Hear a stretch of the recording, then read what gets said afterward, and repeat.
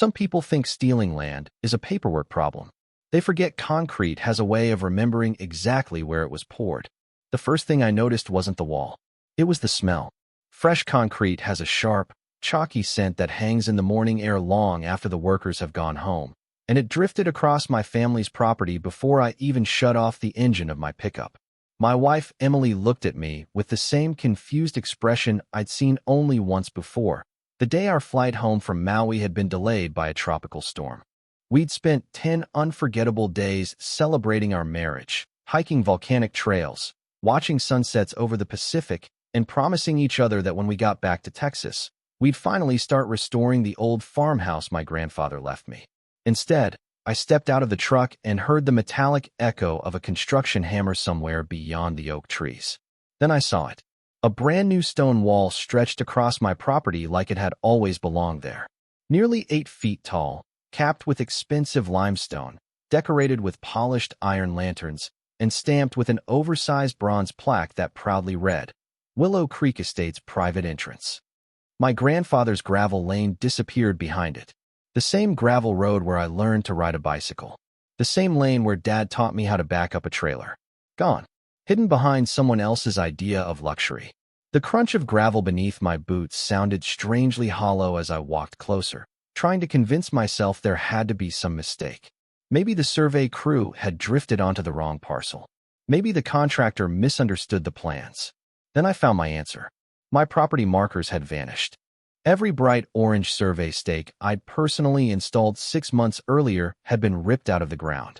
Fresh tire tracks crossed the grass, leaving muddy scars through the wildflowers Emily and I had planted before the wedding.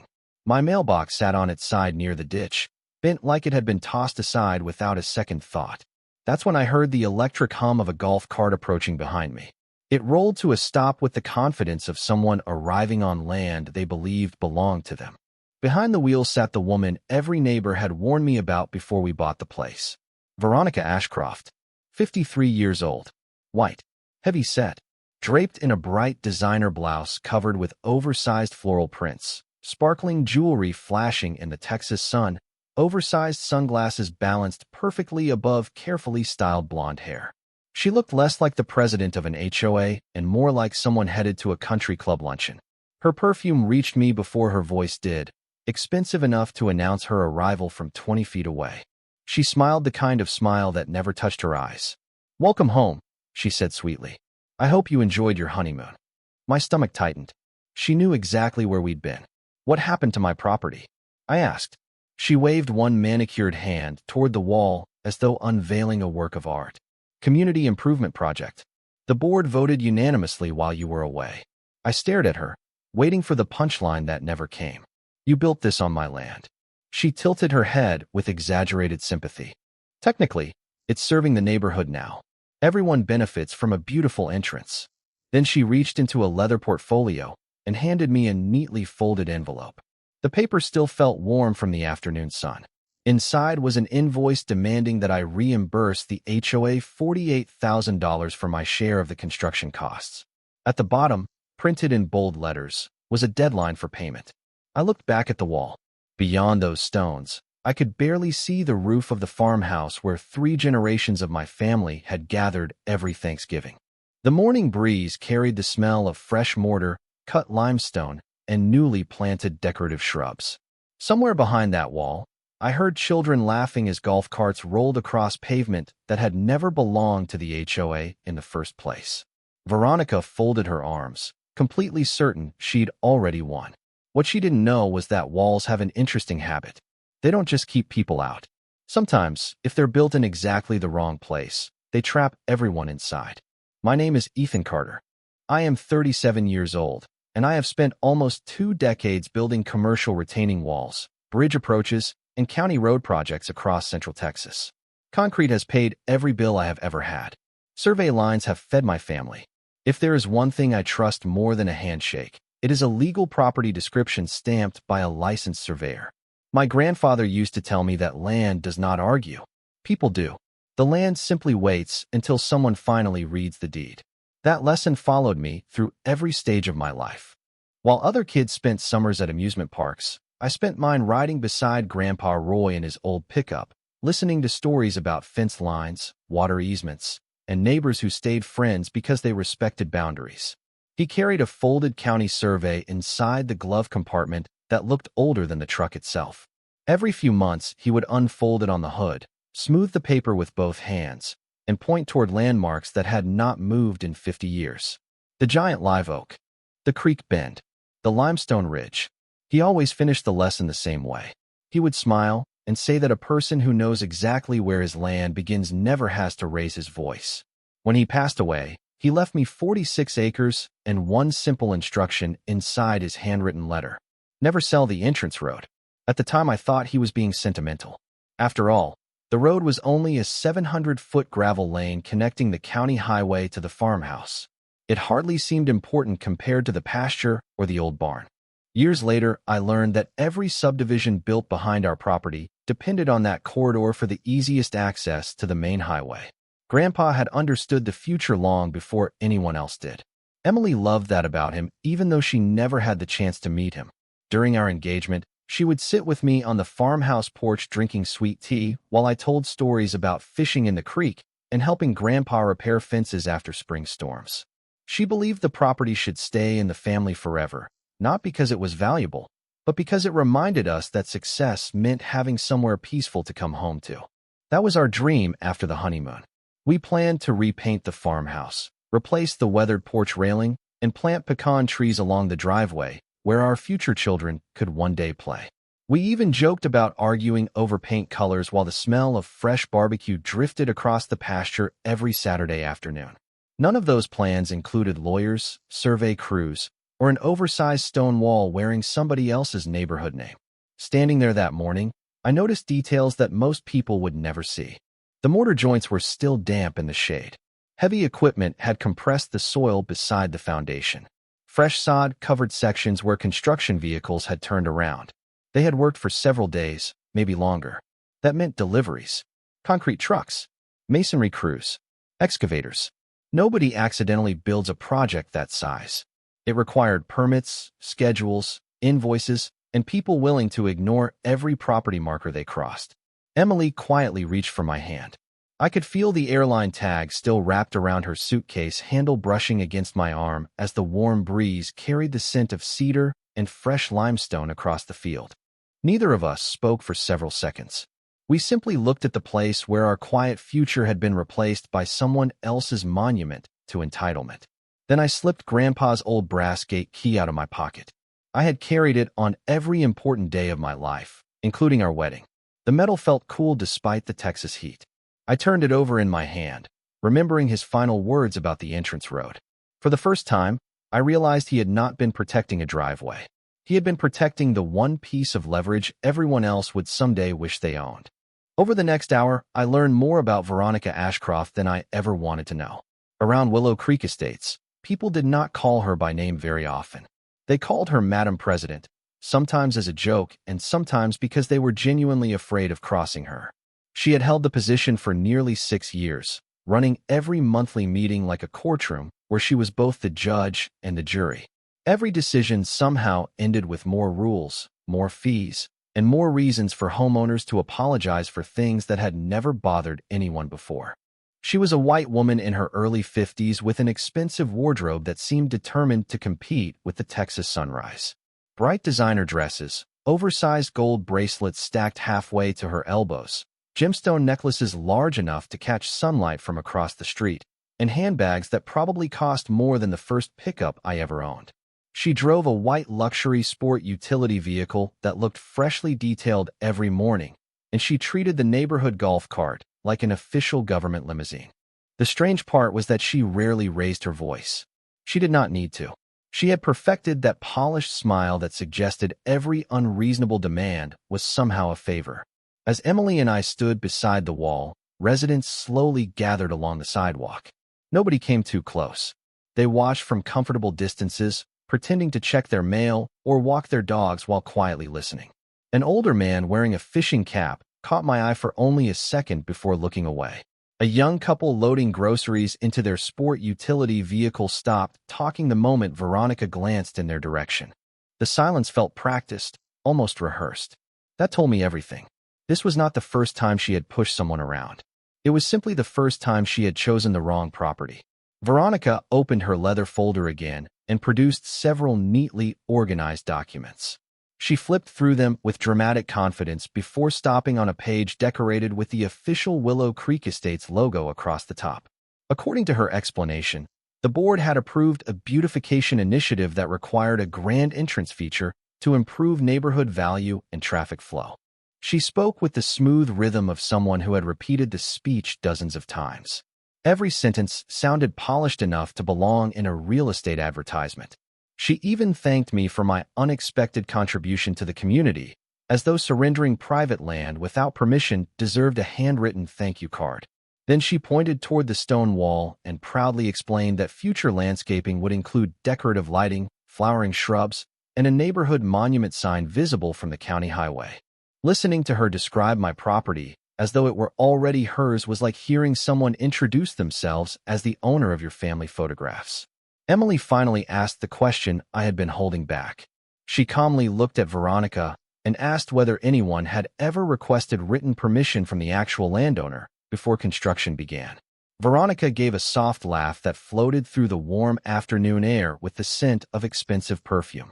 She replied that community progress could not wait for every individual preference. She actually called my ownership an individual preference. I almost smiled because people who speak that confidently usually stop checking the facts. Then came the sentence that stayed with me for the rest of the day. She looked directly at me and said, "Mr. Carter, once something improves the neighborhood, nobody ever wants it removed." Around us, several homeowners nodded without saying a word. Some looked uncomfortable. Others simply looked tired. I noticed fresh violation notices tucked beneath 2 windshield wipers in a nearby driveway and realized this neighborhood had been conditioned to accept whatever the board demanded. Compliance had become easier than disagreement. Veronica closed her folder with a satisfied snap and climbed back into her golf cart.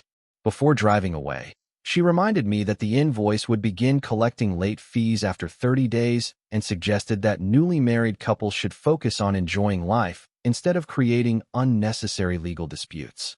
The quiet electric motor carried her away beneath rows of perfectly trimmed trees while sunlight reflected from the polished stone wall behind her. Emily squeezed my hand again, and I could almost hear Grandpa Roy chuckling somewhere in the back of my mind. The woman believed she had built a permanent symbol of authority. I was beginning to realize she had actually built the most expensive mistake her homeowners association would ever make. The next morning, I started documenting everything before I touched a single thing. Years in construction had taught me one lesson that never failed. Memories fade, but measurements do not. The early sunlight cast long shadows across the new stone wall, while the smell of damp mortar still lingered in the cool Texas air. I walked the entire length with my phone, recording every inch, every foundation joint, every decorative lantern, and every place where fresh tire tracks crossed my grass. Emily followed behind, carrying a notebook, quietly writing down timestamps and taking photographs from different angles. We found broken cedar fence posts stacked behind a pile of limestone blocks. My original address marker lay face down beneath a pallet of unused brick pavers. Even the old wrought iron gate Grandpa Roy had welded by hand had disappeared without a trace.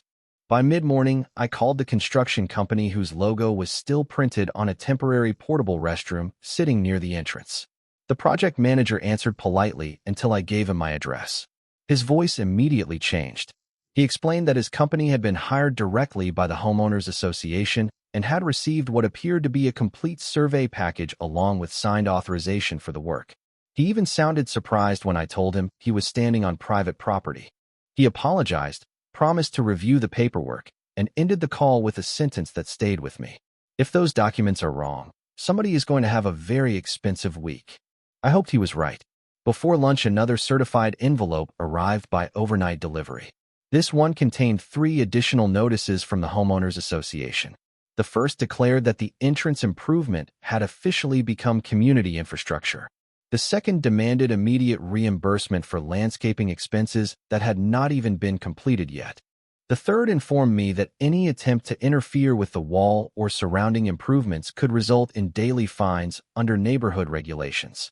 I read the last page twice before handing it to Emily. We were not even members of the homeowners association.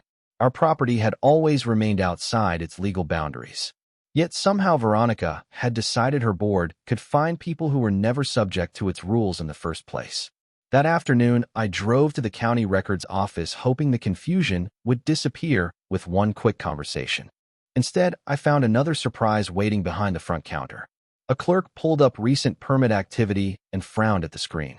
According to the file, the construction application listed the project location using a mailing address from Willow Creek Estates instead of my legal parcel number. The map attached to the permit was blurry enough that the property line could barely be read. Whether it was carelessness or something else, I could not tell, but someone had approved a multi-million-dollar entrance feature without clearly verifying where it was actually being built. On my way home, I noticed something else that had not registered before. Every resident entering the subdivision now drove through the opening beside the new wall before turning onto the neighborhood streets. Veronica had not simply built an entrance monument. She had quietly redirected nearly all neighborhood traffic across the edge of my family's land. Hundreds of vehicles every day, delivery trucks, school buses, landscaping crews, service vans. The steady hum of tires rolling across gravel echoed through the afternoon while dust floated above the roadside in the warm breeze. Emily stood beside me watching the endless line of traffic. Neither of us spoke for several moments. Then she looked at the old brass key still resting in my pocket and smiled in that calm way she always did when life became complicated. "Your grandfather knew something," she said softly. I nodded without taking my eyes off the entrance. The more I watched those cars pass through, the more one simple fact became impossible to ignore. Every single driver entering Willow Creek Estates believed they were using their neighborhood entrance. They had no idea they were depending on mine. By the third day, I finally did what everyone expected me to do. I hired an attorney. His office overlooked the county courthouse, and every shelf behind his desk was packed with thick binders full of property disputes that had probably taken years to resolve. He listened carefully while Emily and I laid photographs across the conference table. Survey stakes ripped out of the ground. The demolished mailbox. The fresh wall. The invoices. The permit records. When I finished, he leaned back in his chair, folded his hands, and gave me the answer I had been hoping not to hear. "You have a strong case," he said. "But strong cases are not always fast cases." He explained that requesting an injunction, scheduling hearings, gathering expert testimony, and resolving competing property claims could easily take months, possibly longer if the homeowners association decided to fight every motion. I stared through his office window toward the courthouse lawn while the air conditioner hummed quietly overhead. Every extra week meant hundreds of vehicles continuing to cross my family's property as though it belonged to someone else. Every day the wall remained standing. More people would assume it had always been there. Emily asked whether we could at least stop additional construction immediately. The attorney sighed and admitted that without an emergency court order, there was very little anyone could do that afternoon. He promised to begin preparing documents, but his voice carried the careful tone of someone trying not to offer false hope. Walking back to my truck, the summer heat felt heavier than before. The courthouse clock struck noon while traffic rolled steadily toward Willow Creek Estates, just a few miles away. When we arrived home, another unpleasant surprise was waiting at the entrance. Landscapers hired by the Homeowners Association were unloading ornamental trees beside the wall. A sprinkler crew had already marked fresh paint lines across my grass. Decorative lighting fixtures sat stacked on wooden pallets ready for installation. They were expanding the project as though my objections had never existed. I introduced myself to the foreman, showed him my driver's license with the matching property address, and politely explained that he was standing on privately owned land. The poor man looked genuinely uncomfortable. He admitted Veronica had assured every contractor the association owned the entire entrance corridor. He packed up his crew within 20 minutes. But before leaving, he quietly warned me that another landscaping company would probably arrive the following morning because the board had already prepaid several contracts. It felt like trying to stop a freight train one pickup truck at a time. That evening, Veronica sent another electronic notice to my email. She accused me of interfering with scheduled neighborhood improvements and reminded me that unpaid assessments continued accumulating administrative penalties every day. Reading the message almost made me laugh. Someone who had never owned a single square foot of my land was now threatening me with late fees for refusing to finance construction on my own property. Emily poured 2 cups of coffee while the evening cicadas filled the warm air outside the farmhouse. We sat quietly on the porch watching headlights pass through the new entrance as families returned home from work. Some drivers waved politely, completely unaware they were crossing land caught in the middle of a legal dispute. I could not blame them. Most of them probably believed every word Veronica had told them. Around sunset, my phone rang again. It was the county surveyor I had contacted earlier. He apologized and explained that his office could not immediately intervene because no official boundary challenge had yet been filed with the court. Everything had to follow procedure. I thanked him, hung up, and listened to the familiar sound of gravel crunching beneath another line of neighborhood traffic. For the first time since returning from our honeymoon, I understood exactly what Veronica expected. She believed delays would exhaust me. She believed paperwork would outlast patience. She believed I would eventually accept a settlement just to move on with my life. What she never stopped to consider was that I had spent 18 years building projects measured in months, and sometimes years. Waiting never frightened me. I simply needed to find the one detail everyone else had overlooked. 3 nights later, I found the detail that changed everything. The farmhouse attic had always been Grandpa Roy's unofficial archive. Every shelf smelled of old cedar, yellowed paper, and machine oil from tools that had not been touched in years. Rain tapped softly against the metal roof while Emily held a flashlight, and I worked through dusty filing boxes labeled in Grandpa's careful handwriting. Tax receipts, livestock records, fence repair invoices. Then I noticed a weathered metal tube tucked behind an old survey tripod. Inside was a rolled linen map that felt heavier than modern paper. The edges were worn smooth from decades of careful handling. When I spread it across the dining room table, the faint scent of aged drafting ink filled the room. Every property corner, every fence line, every easement had been drawn by hand with remarkable precision. Folded beneath the map rested a certified survey from 1987 and a separate packet recorded with the county clerk nearly 4 decades earlier. Emily looked at me as I traced one particular line with my finger. It followed the gravel entrance road all the way from the county highway to the edge of our pasture. A paragraph typed beneath the survey caught my attention immediately. The entrance corridor would remain under the exclusive ownership and maintenance authority of the Carter family, while neighboring developments could receive only limited access rights through written agreement with the owner. No ownership transfer, no permanent dedication, no construction rights, no structural modifications without written approval from the landowner. I read it again just to make sure I was not seeing what I wanted to see. Then I opened the county records website and searched the recording number printed at the bottom of the document. It matched perfectly. Grandpa had not simply preserved a driveway. He had legally protected every improvement built along that corridor. The more documents we uncovered, the clearer the picture became. Years before Willow Creek Estates even existed, a developer had negotiated temporary access across our entrance road because building a separate connection to the highway would have required purchasing additional land and installing a costly bridge over the creek. Grandpa agreed to the arrangement because he believed neighbors should help each other. In return, the agreement required every future owner of the subdivision to respect the Carter family's ownership forever. The neighborhood could drive across the road, but they could not widen it, decorate it, alter it, or build permanent structures without written consent. Veronica had apparently never seen that agreement. Or worse, she had assumed nobody else had. I called the county title office the next morning. After reviewing the recording numbers, the examiner became unusually quiet before asking me to email scanned copies immediately. Less than an hour later, she called back sounding far more interested than before. She confirmed every document was authentic and still legally active. Then she added something that made Emily slowly lower her coffee mug onto the kitchen table. Because the Homeowners Association had attached a permanent masonry structure to privately owned land without authorization, they could be responsible not only for removing the wall, but also for restoring the property to its original condition and compensating the owner for unauthorized use. I thanked her and hung up without saying another word.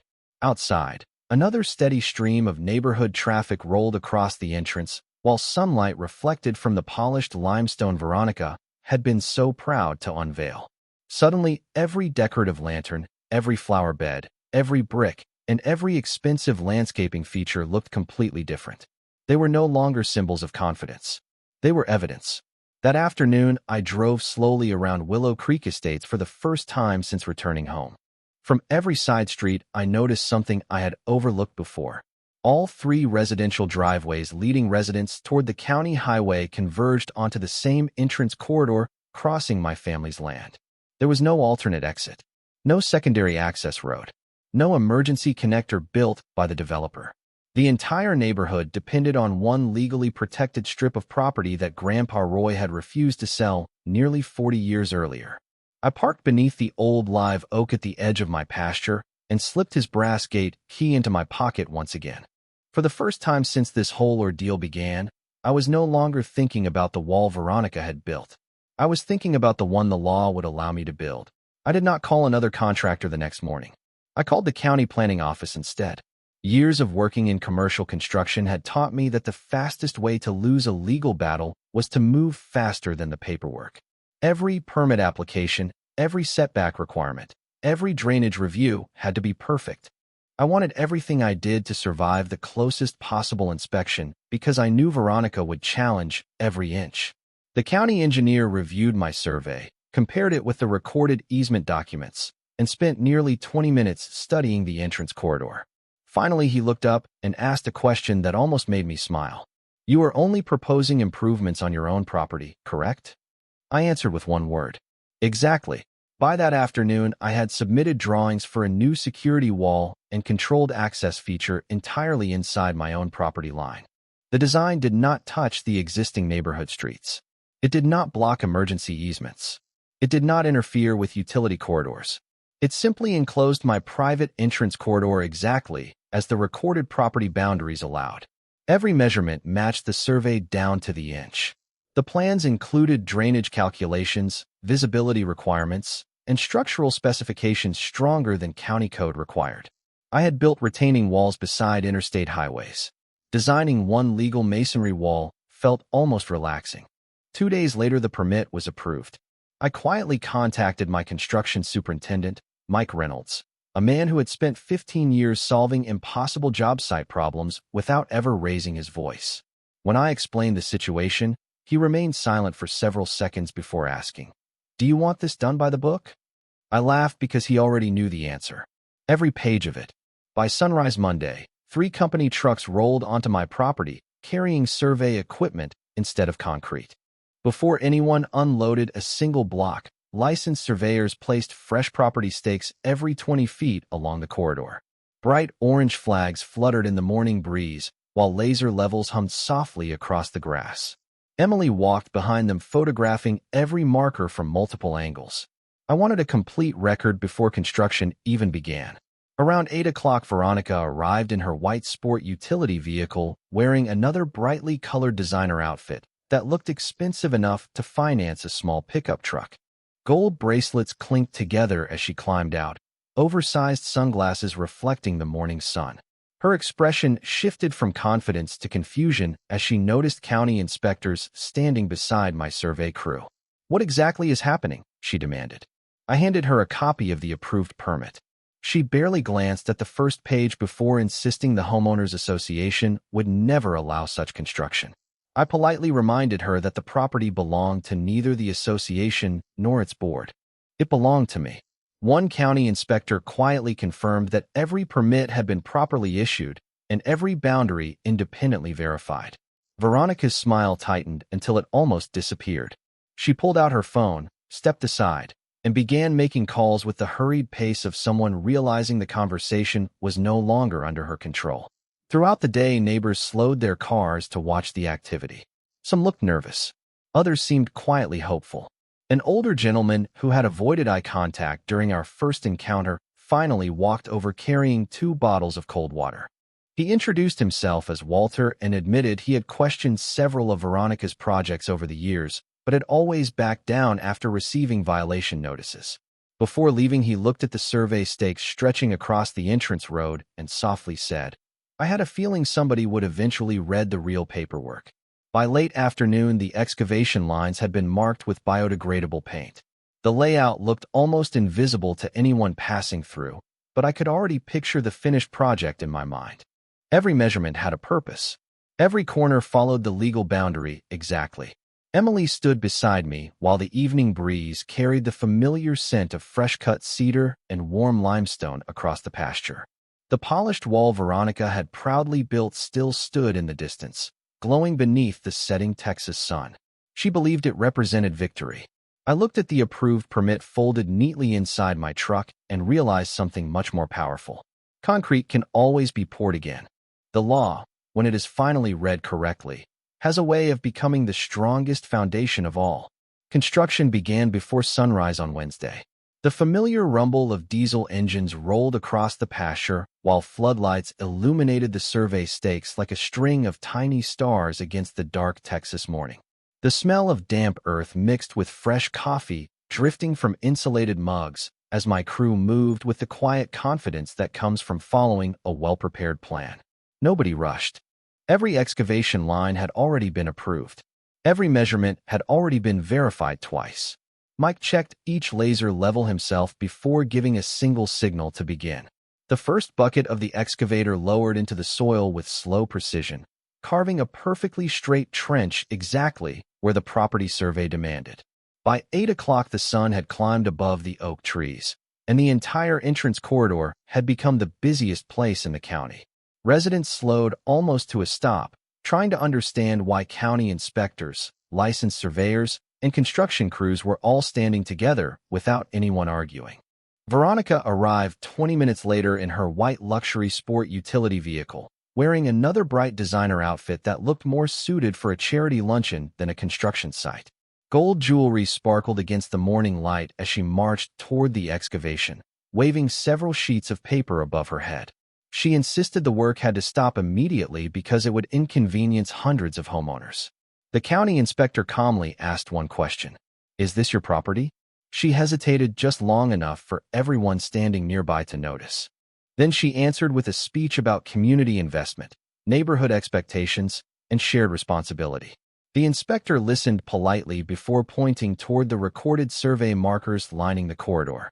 "Ma'am, those expectations do not change property ownership." The silence that followed seemed louder than any argument could have been. Veronica made several phone calls, and before noon 2 attorneys representing the Homeowners Association arrived carrying thick folders and serious expressions. They requested an emergency meeting beside the entrance while my crew continued working a safe distance away. I handed them certified copies of the original easement agreement, the recorded surveys, the newly issued permit, and the title confirmation from the county.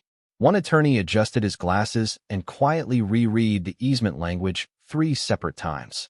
The other walked the property with one of the surveyors before returning nearly 30 minutes later, looking noticeably less confident than when he arrived. They stepped aside with Veronica for a private discussion. Even from across the entrance, I could see her expression changing. Her shoulders stiffened. The confident smile disappeared.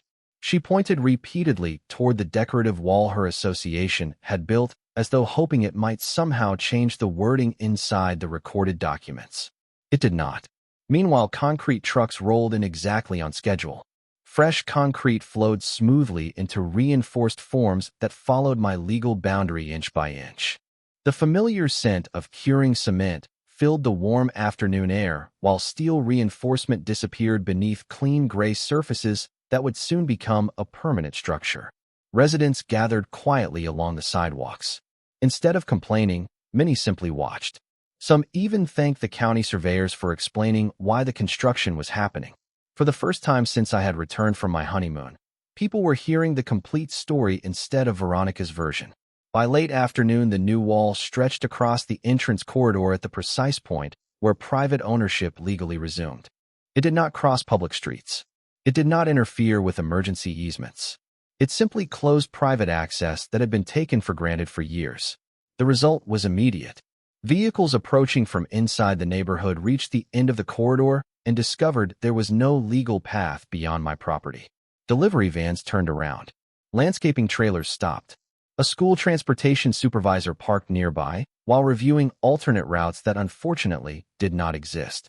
The constant stream of traffic that had crossed my family's land for years faded into complete stillness.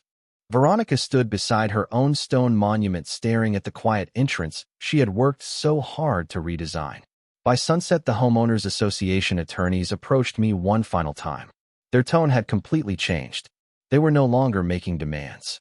They were asking whether we could discuss a temporary access agreement while the association reviewed its legal position. I looked past them toward Grandpa Roy's old gravel lane, still resting exactly where he had protected it decades earlier. The brass gate key felt comfortably familiar inside my pocket. It turned out the strongest wall built that week was never the one made of stone. It was the one built from accurate surveys, recorded deeds, and the simple decision to let the law stand exactly where it belonged. The following week felt completely different from the one that greeted Emily and me when we returned from our honeymoon. The steady line of attorneys, county officials, and surveyors eventually produced exactly what the original documents had predicted all along. The Homeowners Association signed a formal settlement acknowledging that the entrance corridor remained private property owned by my family. They agreed to remove every unauthorized structure they had built on my land, restore the damaged landscaping, replace my grandfather's handcrafted gate, reinstall the official survey markers under county supervision, and reimburse the documented costs created by the unauthorized construction. More importantly, they accepted a permanent recorded access agreement that clearly defined where their rights ended and mine began. There would never be another misunderstanding because every future board member, every future homeowner, and every future title company would see the same recorded documents Grandpa Roy had protected for decades.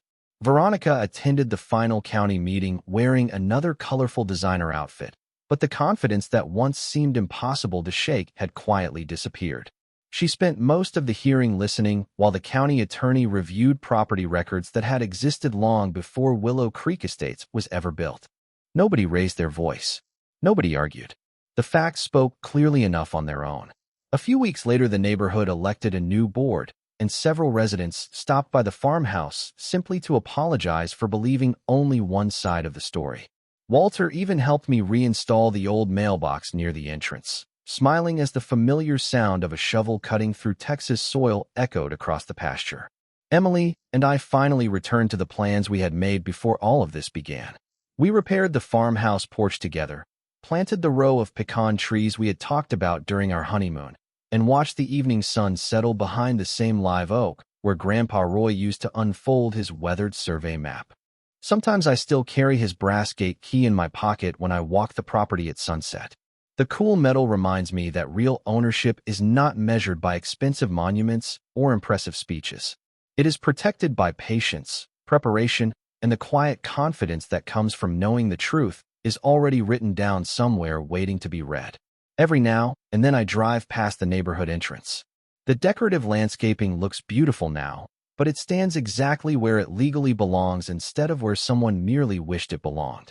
Residents come and go without realizing how close they once came to losing the simplest part of their daily routine because one person confused authority with ownership. I do not hold a grudge against the families who live there. Most of them simply wanted a peaceful neighborhood, just as Emily and I wanted a peaceful home. The lesson was never about winning an argument. It was about respecting boundaries before someone else is forced to remind you where they are. Grandpa Roy used to say that land never lies. It waits patiently until the paperwork catches up with the truth. Looking back now, I finally understand exactly what he meant. Justice was never loud. It never needed dramatic speeches or angry confrontations. It arrived quietly inside recorded deeds, survey lines, county files, and one carefully folded agreement that had been waiting in an old attic for almost 40 years. If this story reminds you of anything, I hope it is that protecting what is yours starts long before a dispute ever begins. Keep your records, learn your rights, treat your neighbors fairly, and never assume confidence can replace documentation. I would genuinely like to hear what you think. If you found yourself in my position, what would you have done differently? And do you believe the final outcome was fair for everyone involved? Share your thoughts in the comments because I always enjoy reading different perspectives. And if you enjoy stories where patience, preparation, and the law ultimately prevail over arrogance, consider subscribing and joining us for more real-world inspired stories where justice does not shout. It simply shows up one carefully documented page at a time.